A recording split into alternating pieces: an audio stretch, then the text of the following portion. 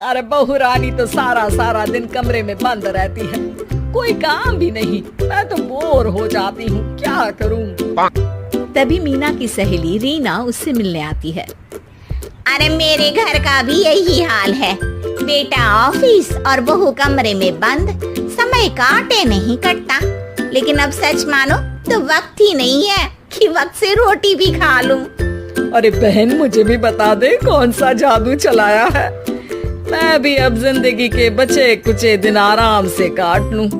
दीवारें देख देख कर तो बोर हो गई हूँ मैं। रीना मीना को एक स्मार्टफोन देती है। ये ले, ये है वो छड़ी जो जादू करती है।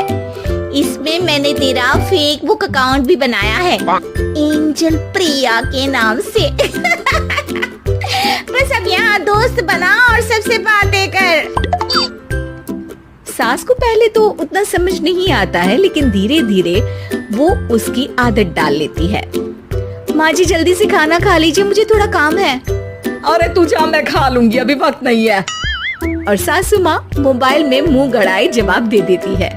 बहू समझ ही नहीं पाती और वहाँ से कमरे में चली जाती है। अचानक सास को किसी प्यारी पिंकी की फ्रेंड रिक्वेस्ट आती है। अरे वाह, ये तो कोई प्यारी सी लड़की लगती है, बात करती हूँ। सास फ्रेंड रिक्वेस्ट अपनाकर बात करने लगती है। अब क्या था, सास सारा दिन उस सहेली से बात करती, अपनी कहती उसकी सुनती। एक दिन सास फोन पर ही सर गड़ाए। अरे बहू, जरा मंदिर के लिए थाली सजा दे, आज कीर्तन है। बहू फोन पर किसी को मैसेज टाइप करते कहती है। माँ जी क्या है, अब मुझे क्या पता कि आपको कौन कौन से भगवान की पूजा करनी होती है। तभी सास के पास कोई मैसेज आता है। अच्छा अच्छा ठीक है, रहने दे, मैं ही कर लूंगी। अब मैंने मना थोड़ी ना किया है, कर देती हूँ मैं। अब मैंने भी बोला ना कि थोड़ी देर में बात करती हूँ, तो मैं ही कर लेती हूँ, तू जा अपने कमरे में। बहू वहाँ से चली जाती है। सास मंदिर पहुँचती है और मंदिर की सीढ़ियों पर बैठकर सास फोन पर लिखती है। अरे मेरी बहू सारा दिन अपने कमरे में बैठी रहती है। वहाँ से रिप्लाई आता है। मैं आपकी बहू को तो जानती नहीं हूँ, लेकिन हाँ एक बात है, हो सकता है आपने उसे ताने दिए होंगे या फिर उसका दिल दुखाया होगा। ऐसा करने पर बहुओं का मन ससुराल से हट जाता है। याद रखिए, बहू और बेटी में फर्क होता है। सास घर जाती है और बहू से बड़े ही प्यार से बात करती है, उसके लिए खाना बनाती है, उसे गिफ्ट में साड़ी भी देती है। जिसके बाद अगले दिन, माँ जी चलिए, आज मैं भी आपके साथ मंदिर चलती हूँ, आते वक्त भोले भैया के गोलगप्पे खा कर आएंगे।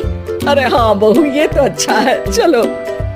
सास मन में सोचती है कि उसकी फेसबुक वाली दोस्त कितनी अच्छी है। उसके समझाने से उसे उसकी बहू वापस मिल गई। वो बहू को अपनी दोस्त के बारे में बताने का सोचती है, लेकिन फिर चुप हो जाती है। बहू फोन पर टाइप करती है।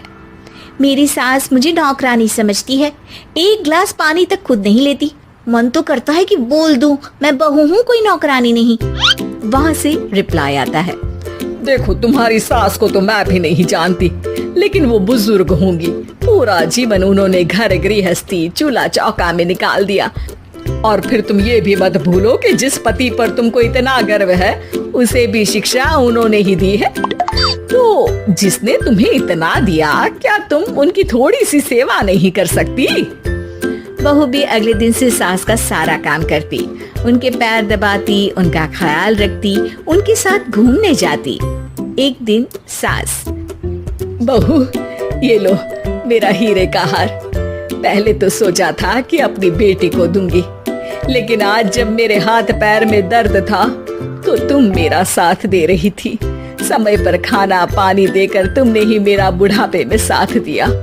उसके हिस्से का बहुत कुछ मैं उसे दे चुकी हूँ, लेकिन ये अब तेरा।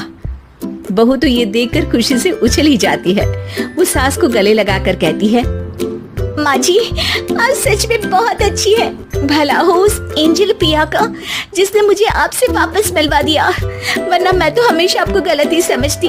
मैं तो सोचती थी काश वो एंजल प्रिया मेरी सास होती। क्या नाम लिया बहू? एंजल प्रिया तेरी फेसबुक फ्रेंड है? हाँ माँ जी, वो बहुत अच्छी है। उन्होंने ही मुझे बताया कि सास की कीमत क्या होती है। अरे बहू, कहीं तू प्यारी पिंकी तो नहीं? जी माँ जी, मैं ही हूँ प्यारी पिंकी। क्यों? सास बहू को गले लगाकर कहती है।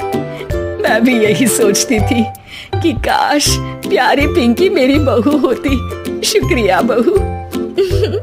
सासू माँ, शुक्रिया तो हम दोनों को फेसबुक और सोशल मीडिया का करना चाहिए, जिसने हम दोनों को एक दूसरे से दिल से मिला दिया। अब तक दोनों को समझ आ गया था कि जो खुशी वो बाहर ढूंढ रहे थे, सच में तो वो उनके घर में ही थी।